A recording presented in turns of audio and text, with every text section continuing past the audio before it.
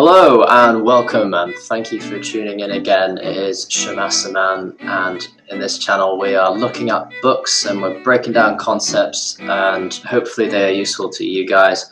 And yeah, I'd love you guys to give feedback at the end of the video. The specific book we're talking about is Overcoming Anxiety and Shyness.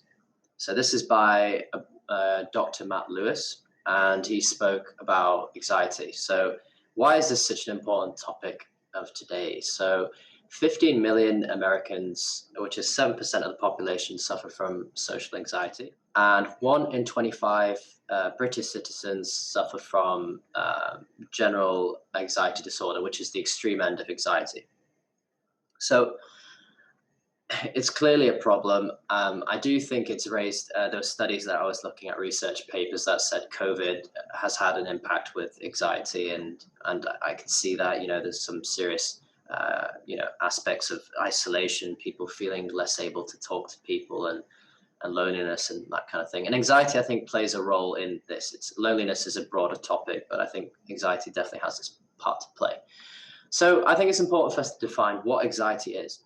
So firstly, in the book, which was really well done, there was 3 kind of ways of looking at what anxiety is. There's the physiological, there was cognitive, emotional, and behavioral.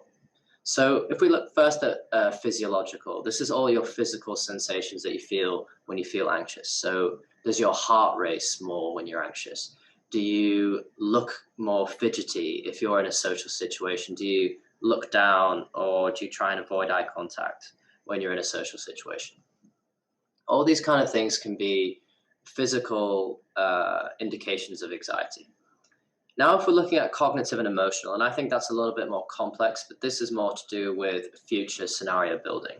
So do you play a scenario in your brain that, oh no, I'm going to give this speech now, I think this is going to go really bad, I think they're going to laugh, or I think this is going to get me stuttering a lot when I'm speaking. I think these kind of things are really, important. It's more difficult to kind of get around this one than the physical sensations, because this is where you need that kind of mind over matter kind of behavior. So, and this nicely goes into the third one, which was behavioral, which is all about escape behaviors. I think this was one of my favorite parts of the book, was speaking about how we avoid certain scenarios to avoid the feelings of being anxious. A lot of people run away from the feeling of anxiety. They want to get away from it. So for instance, maybe they avoid a member of the family that they find particularly difficult to deal with, or they avoid, like, oh, I don't really want to see that person today at class, I might sit a little bit further away, or I might avoid them altogether. These kind of issues, or maybe they just avoid public transport. Maybe they don't want to use the tube because they just don't want to be around people. Maybe they avoid walking outside when it would be a good time for them to walk outside. They need some fresh air, that kind of thing. These are all escape behaviors. Or maybe an example as well would be, okay, I don't want to make content today. I just don't feel like it. I feel a bit anxious about it. I had a bad comment the other day and I don't want to get back on it. That kind of thing. So these are all kind of, the physical, the emotional, and the behavioral aspects of anxiety. So now let's talk about the solutions. One of them is where he talks about kind of 3 steps. So it's diffusion, and we have acceptance, and then we engage. Okay, so diffusion is a little bit like mindfulness practice, if you guys are familiar with that. It's kind of this ability to look at a thought and to disidentify with it and delabel it. So one of the cool ways that I personally found of dealing with this kind of thing is I used to imagine my thoughts as kind of like a ripple. And if a thought was very, very anxious or very, very, energetic, I used to imagine it as a very, very heavy ripple in a river or in a pond. And my job was to try and get that ripple to calm down a little bit. It wasn't to eliminate the thought outright. It was just to slow down the ripple and see if I can calm down, take a deep breath, and just relax. And once I've relaxed, I think I can go much better into dealing with the anxious thought itself. And what better way to deal with it than acceptance, which is the second step, which is the allowing of the thought. So I think this is really important, because I think a lot of people, when they get an anxious thought, the first thing that comes to mind is, I want to get rid of this feeling. which I don't think is the best way to deal with it. I think if we accept the feeling, we have a better relationship on the long run with these kind of thoughts. So, for instance, you might go, let's say, first time in the gym. You've never been to the gym before in your life. Okay. There's a lot going on. There's lots of crazy things, and your brain is going absolutely manic, right? I think the first thing you've got to do is first, like obviously we said, diffuse the thoughts, try and calm down a little bit, and then accept the thoughts of anxiety. What are they saying? Okay, I don't want to look silly. I don't want to look stupid. I don't want to look dumb. Now imagine that you have kind of a part of yourself in the brain, which is like a chief. And I want you to have this kind of good relationship with those thoughts. So instead of being like, okay, shut up, we're not going to deal with that, we're fine. We're going to say, nah, I hear you.